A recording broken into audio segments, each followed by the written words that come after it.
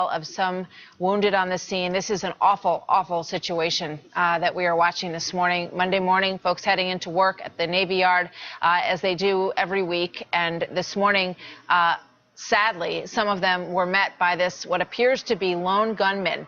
And it would suggest that this person had a pass, had some kind of way to get into this building, because what we're learning is that it is very difficult to get in and out of here without any sort of significant ID. There's a checkpoint. We see a couple of rescue and law enforcement folks walking along here. It feels in some ways as if they have zeroed in on where this person is, because what we saw initially and what Peter Ducey was reporting was the sort of scattershot attempt to figure out where this was coming from. The sense on the ground now is that they have at least narrowed down the location of this gunman, and that appears to be, Bill, what they're working on now. Fewer sirens and cannot catch the helicopter rotor at the moment. Peter Ducey was one of the first reporters on the scene. We've been in touch with him for the past 45 minutes, and Peter's back with us now. They moved the perimeter back about another block. Is that right, Peter? They have, Bill, and if so, what's happened then?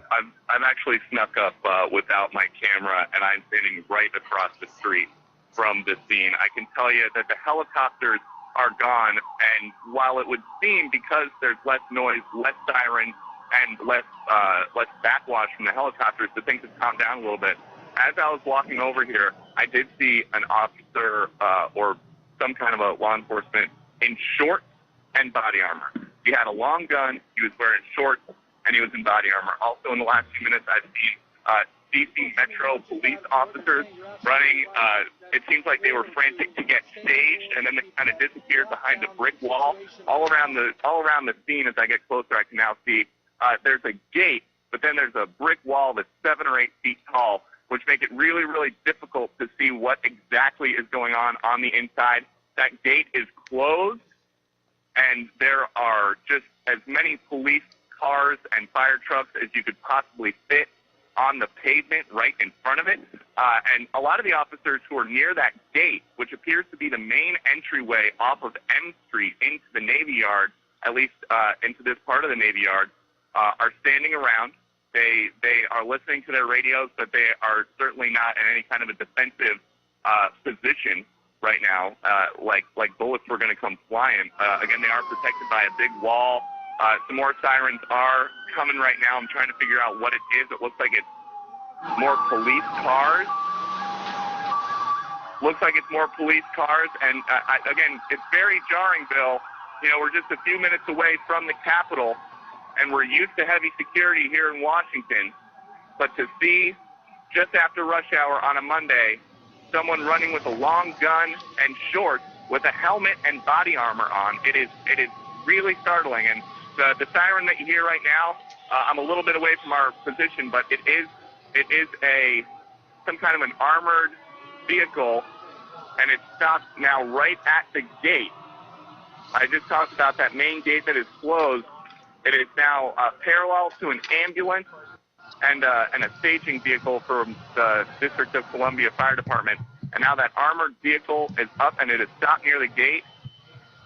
I'm trying to see if the Go ahead. Get a good look at that, Peter. Couple basic questions for you. How far would you say you are from the Capitol building? Within probably about a mile and a half. Okay. And as I answer your question, that armored vehicle, Bill, is entering that gate that is closed. The gate was closed. They are now opening up the gate from M Street. It's the first time since I got to this position I've seen it open. But now an armored vehicle, all black, followed by 2 police cruisers, is entering the yard where the scene is. No one entered on foot. It's now being very quickly closed by 2 officers. But again, that is something new that we have not seen. Okay, so they are making a move as you're watching that. And when you arrived almost an hour ago, did you see an active evacuation of that building? What were the employees doing at the time when you arrived? Bill, when we got here, the only people that we saw were running in different directions around the scene, but we didn't see anybody running away from the scene. We saw law enforcement again. As soon as my car got here, just about 10 minutes after we got the call, I opened the door to the sidewalk, and there was a man in full fatigue, full uniform with a long gun running as fast as he could up the sidewalk. He was heading toward the scene. Later on, we saw a little bit more of that. Police officers have moved us back. They've at least tried to move the cameras back as far as they can if somebody comes and tries to make me move out of this parking lot where I am. This looks like, I'm not sure what you can see in the camera, Bill, but there's a helicopter now that is hovering very, very close to the top of that building where we believe all the action is. So just about a minute ago, an armored vehicle went in with sirens and with police officers, and now that helicopter that had been circling is now stopped right on top of the building. I didn't know any better about what was going on. I would think it was trying to land inside the building. So we've seen an armored vehicle go in just about a minute ago.